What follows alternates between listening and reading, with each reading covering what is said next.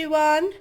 So the book that we're going to read today is The Little White Owl by Tracy Cordroy and illustrated by Jane Chapman. Let's start reading this.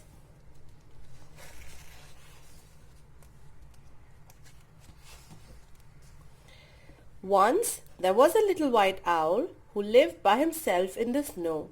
He didn't have a mummy, he didn't have a daddy, he didn't even have a name. But he didn't really mind too much. It had always been like that, and his head was full of happy stories. Sometimes he was brave white knight, and sometimes he was a snowflake. Sometimes he was a rocket blasting off to the moon. But every night at bedtime, he sat on his favorite branch, nibbling toast spread with strawberry jam and counting the stars by himself. Then one day he looked at the big blue sky that stretched on and on forever. "I wonder what's out there," said the little white owl. So he packed his teddy and his clock. It was time to see the world. For days the little white owl flew over turquoise oceans and deserts of gold. Then he spotted the prettiest trees sprinkled with tiny jewels. So down, down, down he swooped. But wait! These jewels had beaks. They were owls, lovely owls, owls just like him. "Would anyone like a bite of toast?" he said. But the lovely owls sat quiet and still. They didn't want to spoil their perfect feathers. "How very plain you are," groaned the green. "No colors at all," sniffed the dotty red. "You don't belong with us. Go away." "But I do have colors," cried the little white owl. "Here, in my heart. And bumping up and down in me are lots of happy stories. I'll share them with you if you want me to." The owl sat and thought. Then, sighed the blue. "A story might help pass the time." "Fine, but just one," said the flowery pink with a yawn.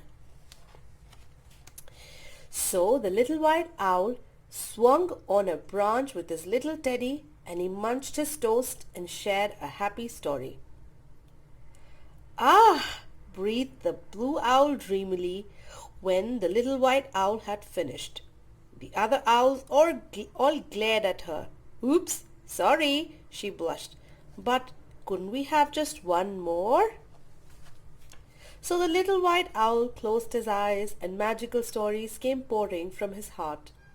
Colorful tales of castles and knights and dragons with fiery breath and blasting through moonbeams and counting bright stars and tumbling down like a snowflake. Slowly, and rather to their surprise, the owls began to smile. "Ah!" they breathed. Then suddenly, "More!" cried everyone. At last, when all his toast had gone, the little white owl checked his clock. "Gosh, I have to go," he gasped. "Back to my sparkly home. I need to feel the snow and count the stars." But then a blue wing fluttered and a tail of dotty red began to twitch. "Take us too," cried the pretty owl, sweeping into the sky. "We want to feel your fluffy snow and count your sparkly stars and play and laugh and tumble just like you."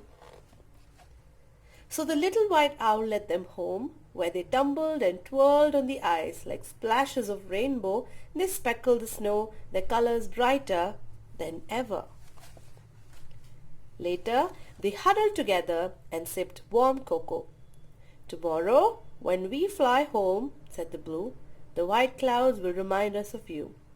Promise you'll visit very soon."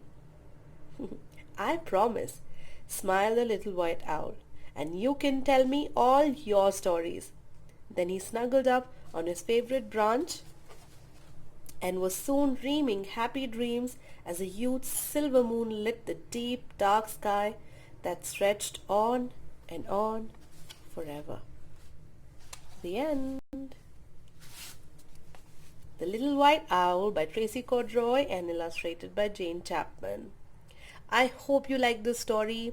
We love this. We read this especially at bedtime, and we really enjoy this, and we also like it because of these beautiful illustrations that this book has. So don't forget to like, share and subscribe, and we'll see you soon in the next video with a new book. Bye bye.